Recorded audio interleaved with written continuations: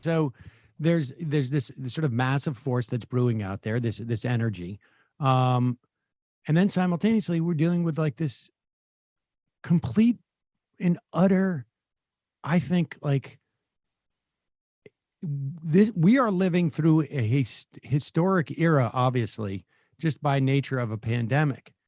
But like the way that this country has exposed what's been exposed about this country Yeah. is so vivid, it seems to me, Yeah. that Yeah. I don't know if people, my sense is that people don't fully appreciate how fucked up this is going to look to people 50 years from now.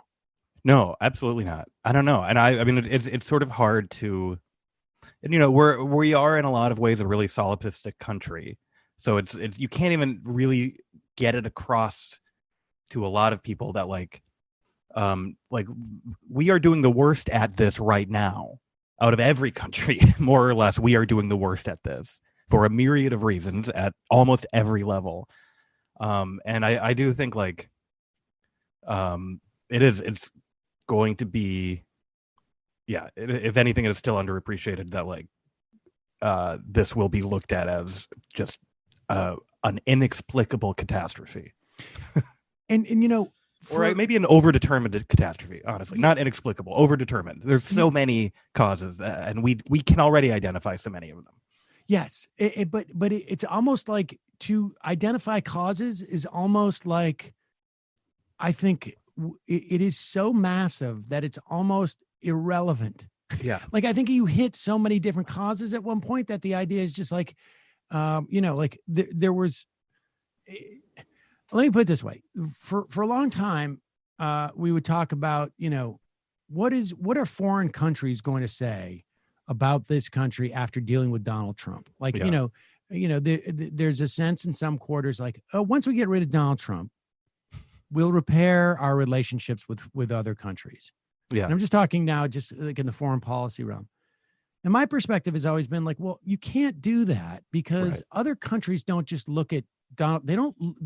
It would be irrational for them to look at Donald Trump as some type of, divergence from the mean. Right.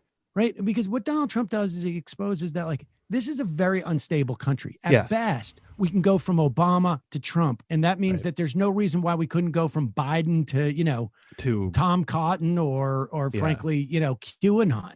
And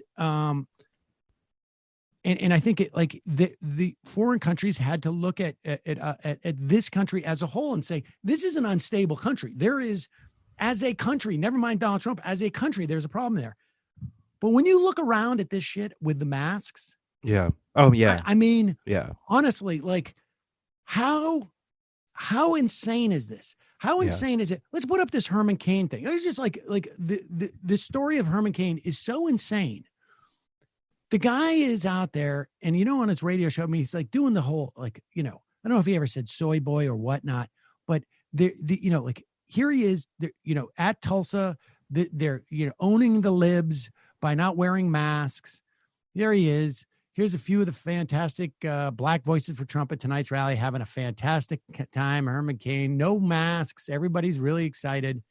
He's 74. I was just looking up his age. Yeah, he's 74. Jeez. 74, and he is receiving treatment in an Atlanta area hospital right now for COVID. As of Thursday, he's resting comfortably, did not require a respirator. He's awake and alert. So, maybe he is one of the lucky 74-year-olds. I think like 3 out of 4 of them are lucky. Yeah. But chances are he's going to live with the implications of this after. I mean, I hear stories. A 17-year-old, a friend of mine, his buddy, his 17-year-old brother just died. Oh boy, yeah. COVID. And but the insanity continues. I mean, you had Abbott 2 weeks ago had not just said no masks. He said, if you are a municipality and you deem it necessary to require masks, you will not get federal funding. Right. It comes out. Yeah.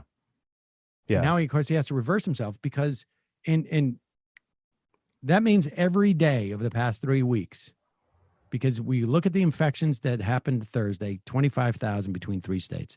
Yeah. Every day for the past 3 weeks, that has been growing. Mm-hmm. More people getting infected. We're going to see it for the following 3 weeks. And then it will slow down a little bit because of the mask requirement. Yes. And I mean, I don't know if you've checked recently. I just looked on CityMD's website yesterday. The test results are coming in after like 5 to 7 days for people now, which is way, way up from when it was at the peak in New York. And if you're waiting 7 days for the results, like, first of all, are you gonna be quarantining that whole time?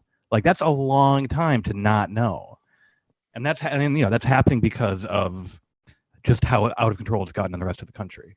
Yes, the testing capacity that we have to turn around results in labs has been chewed up. Yeah. And so now you're getting the test 7 days later, and the number of people who are willing to quarantine for 7 days after without knowing that they're sick, yeah, right, is obviously not as high as we need it to be. Yeah.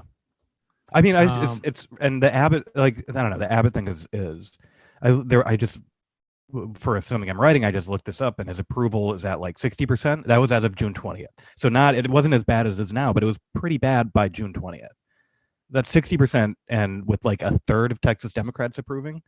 I'm like, I mean, I don't know. It just seems like there's, on the one hand, a sort of like general rejection of everyone, that I'm like, Americans are just rejecting everything, and on the other hand, it just seems impossible to like get them to consistently hold political leaders accountable for things that are happening